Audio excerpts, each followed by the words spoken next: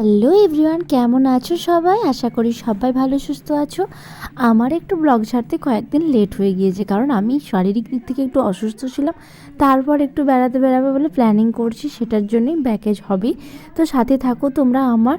আর এই দেখো, আমি এখানে সকালে চাষ করে দিয়েছি, চা খেয়ে নিয়ে তাড়াতাড়ি আজকে সকালের দিকে যে রান্নাবান্নাগুলো থাকে, মানে আজকে পুরো ভাত পোস্ত নিরামিষ রান্না খেয়েই আমরা বেরিয়ে যাব।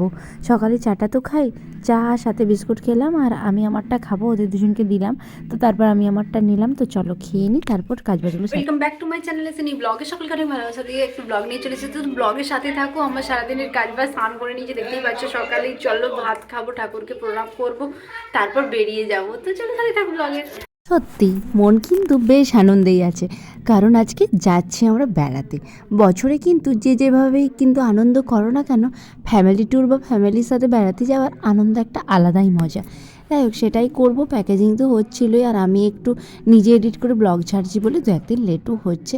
আর শারীরিক দিক থেকে বলতে গলার অবস্থাটা দুদিন একটু ভালো ছিল না, যার ফলে আমি একটু নিজের মতো করে ভয়েসটা দিচ্ছি, সেটা হয়তো তোমাদের একটু প্রবলেম মনে হচ্ছে। তো যাই হোক, অ্যাডজাস্ট করে নিই, তোমরা তো আমার ফ্যামিলি মেম্বার। চলো সকাল সকাল বেরিয়ে পড়েছি, আর ঠাকুরকে প্রণাম করলাম। এটা হচ্ছে আমাদের যেটা 24 পর হয় সেই বেদি।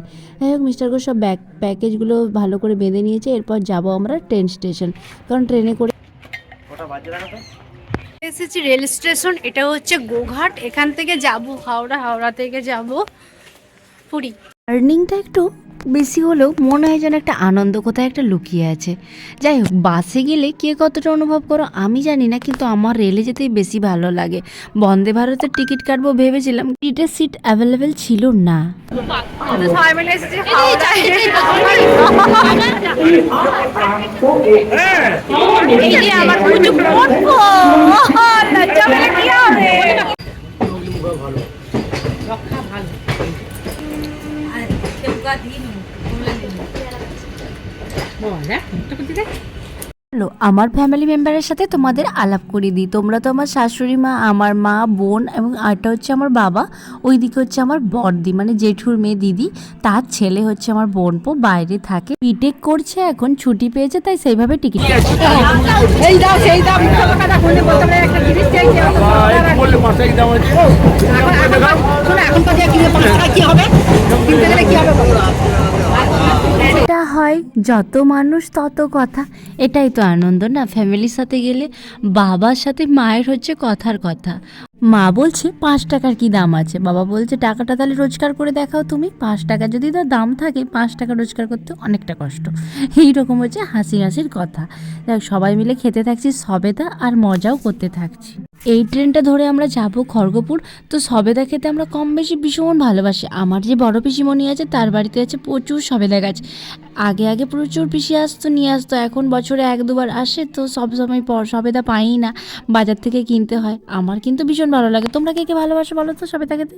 গল্প করতে করতে চলে এসেছি কিন্তু আমরা খড়গপুর জংশন। খড়গপুরে খুব ভালো লোকজন, আর খড়গপুর তো প্রচুর বড় স্টেশন। যাই হোক, এখানেই থাকছে। আর রাহি হচ্ছে ওর মিমির এই যে মায়না হয়েছে, এই গাড়ির মধ্যে, মানে ট্রলির মধ্যে ওকে চাপিয়ে গাড়ির মতো করে নিয়ে যেতে হবে। ও আমার কাছের থেকে ওদের কাছে একটু বেশি বায়না করে, ওরা ভালোবাসে সেভাবেই বোঝে, তাই অনেকগুলোই ব্যাগপত্র হয়েছে। আর বাবা থাকে মানে অতটা চাপ নেই, বড় বড় ভারী ভারী ব্যাগ কিন্তু বাবার হাতেই আছে। তারপর হচ্ছে বোনপো। আমরা এখন আছি খড়গপুরে। এরপর আছে আমাদের ট্রেন, যাব পুরী।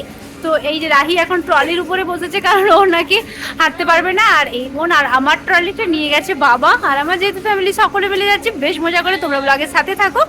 আর গিয়ে পৌঁছাই ওপরে, ট্রেনে উঠে আবার দেখা হচ্ছে। তো স্টেশনে তো কিছু খাওয়া দাওয়া করতে হবে, তাই খাবো। আর এই ট্রেনটাই আমরা আসলাম হাওড়া থেকে খড়গপুর। রাহি চলে আয়। রাহি আর ওর মিমি আসছে, সুমন আসছে, সবাই গোটা ফ্যামিলি আসছি। ফ্যামিলিটার তো একটা আরো আনন্দই আলাদা রকমের। তো তোমরা ব্লগের সাথে থাকো।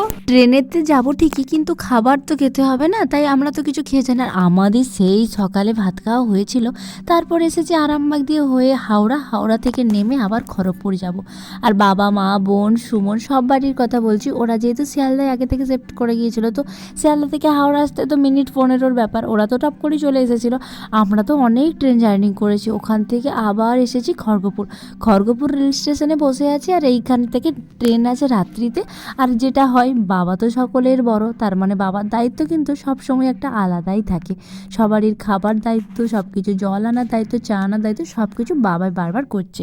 এটাই হচ্ছে ফ্যামিলিতে একসাথে যাওয়ার মজা। বাবা কিন্তু প্রতিটা মানুষ কে কোনটা খাবে সব কিছু এনে দিচ্ছে।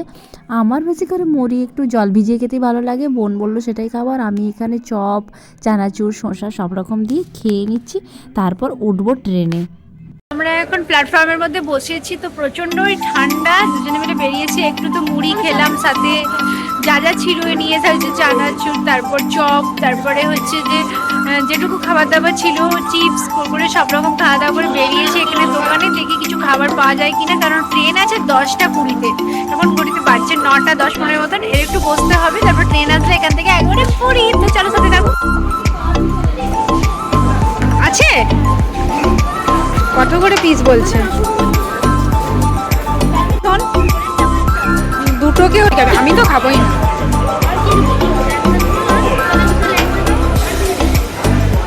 তুই কি খাবি? ও কিছু খাবে না।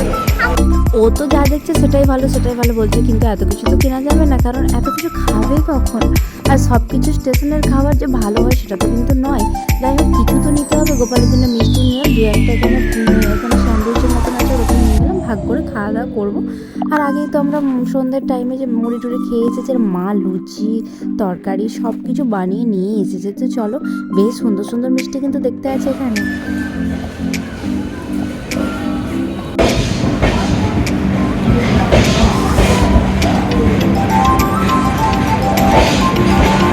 ট্রেন চলে এসেছে, প্রচন্ড ঠান্ডা, এখন হাঁটতে হাঁটতে যাচ্ছি। এই হচ্ছে গোপালের খাবার, ট্রেনের মধ্যে বেরিয়েছি। আমার গোপাল, এই হচ্ছে মিষ্টি কিনেছিলাম গোপালের জন্য তো খাবার থাকতে হবে। গোপালকে সোয়েটার চাদর পরিয়েছি, খেতে দিয়েছি। আর তারপর রাত্রের জন্য মা বানিয়ে নিয়ে গেছিলো লুচি, আলুর তরকারি, সব কিছু। আমার তো একদমই আর ভালো লাগছিল না। আর এই হচ্ছে আমাদের ট্রেনের সিট, সুমনকে উপরে থালে দিয়ে দিয়েছি। আর ট্রেনের মধ্যে ঘুমিয়ে ঘুমিয়ে আমরা সবাই মিলে কিন্তু পুরী চলে এসেছিলাম। আর আমি রাহি একটাই শুয়েছিলাম, মা শুয়েছে একটাই, তারপরে সবাই মিলে অ্যাডজাস্ট করে এসে গিয়েছি। যাই হোক, খুব ভালো করে এলাম, ঘুমের মধ্যে সব কিছু চাপাচাপি দিয়ে এসে এখানে নেমে গিয়েছি আমরা পুরী স্টেশন। এরবার যাব আমরা লজ খুঁজতে। দেখা যাক, আমরা কিন্তু বাড়ি কোনো বুকিং করে এখানে আসিই না। ভেবেছি যে বুকিং করলে যেটা হবে তার থেকেও দু একটা বার্গেনিং করে যদি আমরা সেরকম পাই। তো চলো দেখা যাক, আমরা এখানে অটো ধরবো, দিয়ে এখানে যাব পুরী চত্বরের বাড়ি। তো সুন্দর করে, এত ভিড় আর এত ঠান্ডা। আর জানুয়ারি মাস, ডিসেম্বর মাস, এই মাসগুলো তো ছুটির দিন থাকে, যার ফলে প্রচুর ভিড় হয়। পেয়ে গিয়েছি একটা লজ, আমাদের হোটেল। এই লজেতেই রয়েছি আমরা। অঞ্জনা নামে এই লজটি কিন্তু ভীষণ সুন্দর। এই হচ্ছে বোন, সুমন, আমরা এই দিকের ফার্স্ট রুমটাই ছিলাম, যেহেতু ফার্স্ট ফ্লোরেই ফার্স্ট রুমে। চলো এরপর রুমে যাই। চলে এসেছি রুমে, আর দেখা হবে নেক্সট ব্লগ। বাই বাই সকলকে।